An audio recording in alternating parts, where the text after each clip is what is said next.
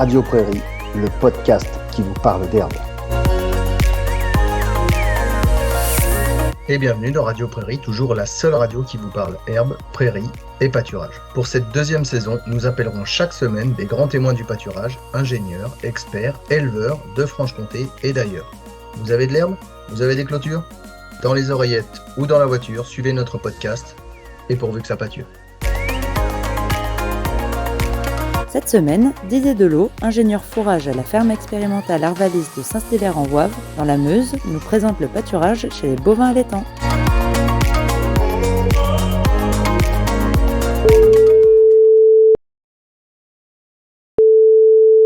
Et bonjour Didier. Bonjour Florian.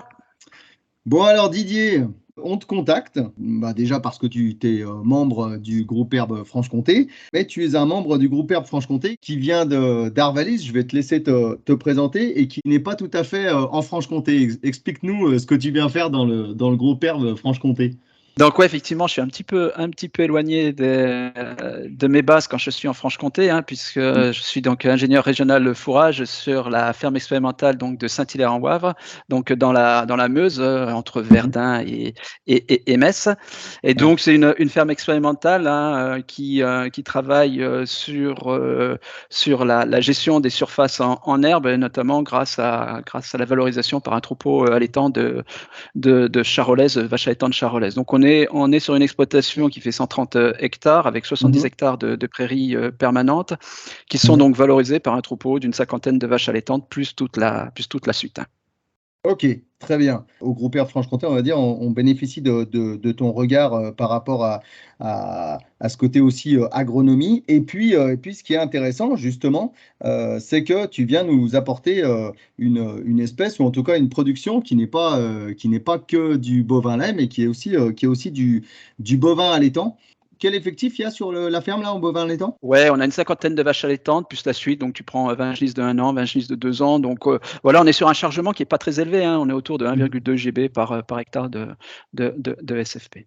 Ok, très bien. Et en fait, ce qui fait qu'on t'appelle, c'est que moi j'entends dire depuis des années que, un peu sous forme de cliché comme ça, que les vaches allaitantes finalement, il faut pas qu'elles aient de la si bonne herbe que ça, parce que ce serait mauvais, ou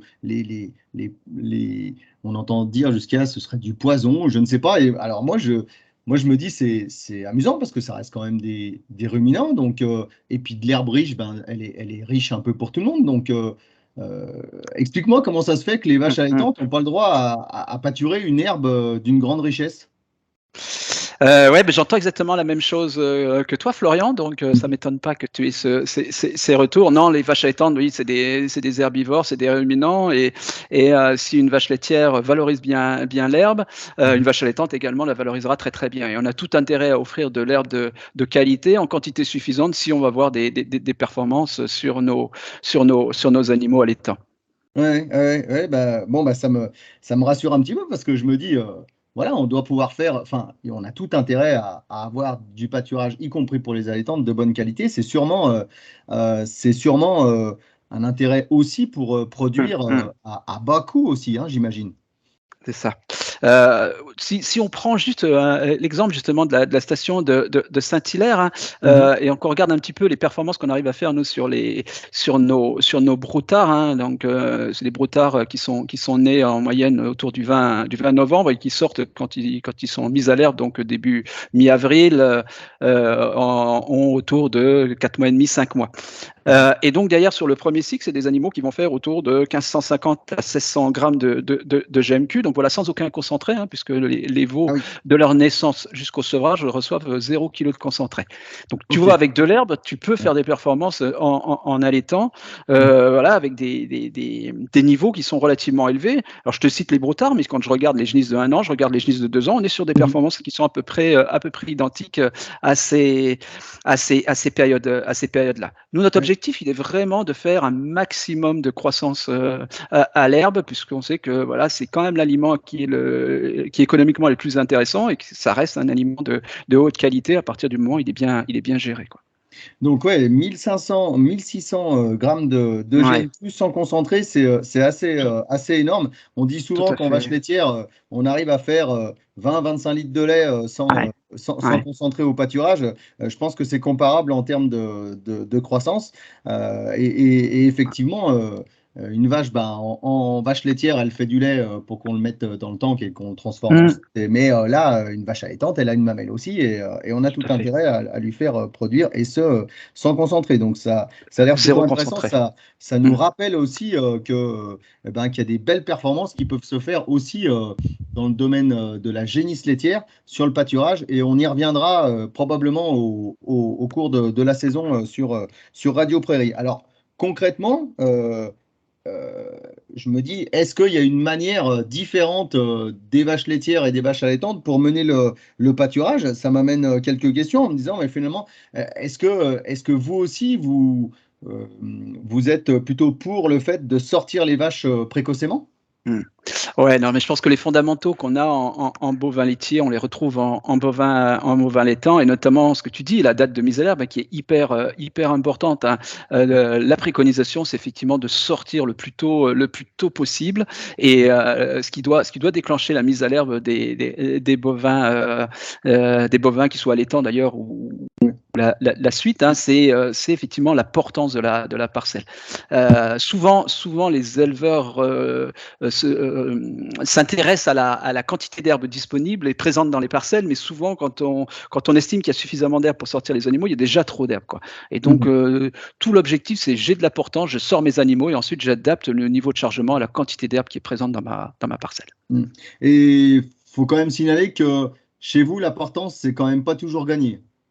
Eh bien oui, non, tu as raison, parce que je l'ai peut-être pas dit, mais effectivement, on est situé dans la Wavre, et la Wavre, c'est une plaine avec un fort taux d'argile, hein, et donc nous, on est sur des parcelles avec 45-50% de taux d'argile, et donc voilà, nous, c'est bien notre préoccupation, c'est d'éviter de détruire la parcelle parce que j'ai pas suffisamment de portance, donc on va attendre d'avoir de la portance, donc ce qui nous incite souvent à sortir un peu tardivement les animaux, et donc on est plutôt sur une date de sortie des animaux en moyenne, hein, sur les 15-20 dernières années, qui se situe plutôt sur la première décade du mois d'avril. Ouais, ok. Mais dès qu'on a cette portance, voilà, on va lâcher. Et puis, est-ce qu'il y a que ça comme contrainte? Il y a la portance, ou parce que là, fin mars, on avait une période qui était plutôt sèche entre guillemets. Est-ce que là, vous aviez déjà réussi à les sortir? Alors on les avait pas sortis, on aurait pu commencer à les sortir là, sauf qu'effectivement, voilà, en troupeau allaitant, on est en 100% insémination artificielle, et donc derrière, voilà, on terminait notre période de reproduction, et donc derrière, voilà, on a aussi, c'est ce qui nous conduit aussi peut-être à ne pas lâcher. Alors on aurait pu quand même lâcher éventuellement un ou deux lots de génisses qui auraient pu commencer à pâturer, mais bon, voilà, on a décalé un petit peu de quelques jours, quoi. Des genisses d'un an qui avaient pas besoin d'être inséminées. Celle-là aurait pu sortir. Ça résonne chez nous sur les j'allais faire le lapsus, sur les génisses laitières. Et là aussi, il y a des contraintes d'insémination, entre guillemets, hein, de dire il faut qu'on puisse inséminer quand même un maximum pour pas perdre tous ces mois de pâturage, en particulier si on peut pas inséminer au parc. Et puis alors, dernière chose aussi qu'on a envie de savoir, c'est finalement, vous êtes sur quel type de pâturage tournant, j'imagine, mais explique-nous un petit peu le nombre de parcelles que vous avez, les temps de séjour, etc. Donc ouais, on est également l'ensemble de nos lots, hein, donc les animaux sont répartis par lot. On a 3 lots de vaches allaitantes, un lot de génisse de 1 an, un lot de génisse de 2 ans, et donc tous les lots ont des parcelles qui leur sont attribuées et vont tourner sur ces parcelles. Donc en moyenne, on est au printemps sur 4 à 5 parcelles par lot, avec des temps de présence dans les parcelles entre 5 et 7 jours par parcelle. Donc ça, c'est la première chose. La deuxième chose qu'on va regarder, c'est le niveau de chargement, et donc d'ailleurs, on est plutôt sur des niveaux de chargement de l'ordre de 30 à 35 AR par UGB au printemps, et puis progressivement au cours de la saison, on va augmenter ce niveau de chargement pour être plutôt autour de 50 AR fin de printemps, début d'été, et puis après sur la pleine période estivale, on est plutôt autour de 70 à 80 AR en fonction des conditions de pousse de l'herbe. Ouais, Didier, dis donc, vous copiez un petit peu, parce que quand je regarde ce que tu cites, 30-35 AR au printemps, 50 AR quand on est sur la fin de printemps, juin, et puis 70-80 AR, si on couple ça à nos croissances d'herbe qu'on voit en Franche-Comté, et surtout à comment on mène, quelles sont les recommandations sur les vaches laitières, on est exactement sur ces types-là. Donc, finalement, là chez vous, il y a des temps de séjour dans les parcelles de 5-7 jours qui sont un petit peu plus élevés, je pense, qu'en vache laitière en moyenne. On a déjà échangé pas mal à la journée du groupe Herbe le 17 mars sur les temps de séjour, et on a dit que c'était finalement pas le plus important, et finalement on en revient aux fondamentaux, c'est le chargement global, et ce chargement global, on s'aperçoit que finalement il est à peu près comme le nôtre. Donc je vais dire, rien de nouveau sous le soleil, ce qui serait un peu péjoratif, mais en tout cas, même combat. J'ai même plutôt envie de dire que c'est le même combat, avec quand même cette difficulté, mais c'est intéressant parce que même en Franche-Comté, on n'a pas tous les mêmes altitudes et puis on n'a pas tous les mêmes sols, mais chacun fait aussi avec ce qu'il a comme sol, mais c'est quand même aussi chez vous l'importance qui doit guider les choses.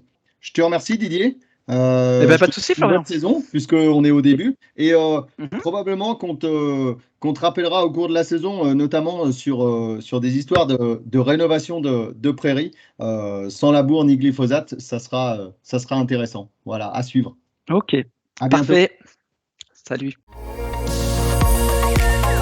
Allez, réagissez, commentez, interpellez-nous même. Rendez-vous la semaine prochaine et n'oubliez pas de pâturer. Radio Prairie, le podcast qui vous parle d'herbe.